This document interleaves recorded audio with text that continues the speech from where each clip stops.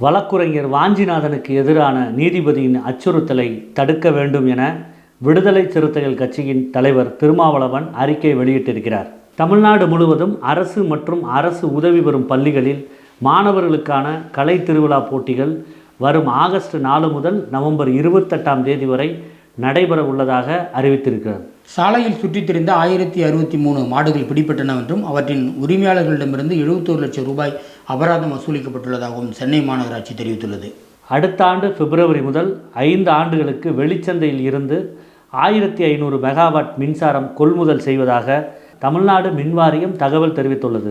குழந்தைகளிடம் அதிக நேரம் அலைபேசி பயன்படுத்த தருவதால் அவர்களுக்கு பல்வேறு பாதிப்புகள் அபாயங்கள் ஏற்படுவதாக journal of human development and capabilities நடத்திய ஆய்வில் தெரிய வந்துள்ளது. 163 நாடுகளில் 20 லட்சம் பேரிடம் நடத்தப்பட்ட இந்த ஆய்வில் இதன் மூலம் அதிக நேரம் அலைபேசி பயன்படுத்தும் குழந்தைகள் ஏராளமானோர் தற்கொலை முயற்சி, சமூக விளக்கம், அதீத கோபம் உள்ளிட்ட தீவிர மனநல பிரச்சனைகளுக்கு உள்ளாவதாக தெரிய வந்துள்ளது. பாமக அதிமுக பலமாக உள்ள தருமபுரி நல்லம்பள்ளி ஒன்றியத்திலிருந்து புதிதாக 500 பேரை திமுகவில் இணைத்துள்ளனர்.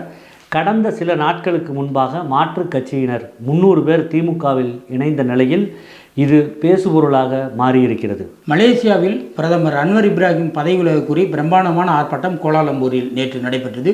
பல்லாயிரக்கணக்கானோர் கலந்து கொண்டு அவர் பதவி விலக வேண்டும் என்று முழக்கமிட்டனர். காசா பகுதியில் இஸ்ரேல் அறிவித்துள்ள புதிய தற்காலிக சண்டை நிறுத்தத்தை பயன்படுத்தி பட்டினியால் வாடும் 20 லட்சத்துக்கும் அதிகமான மக்களை இயன்றவரை சென்றடைய ஐக்கிய நாடுகள் சபை தீவிரமாக முயன்று வருகிறது.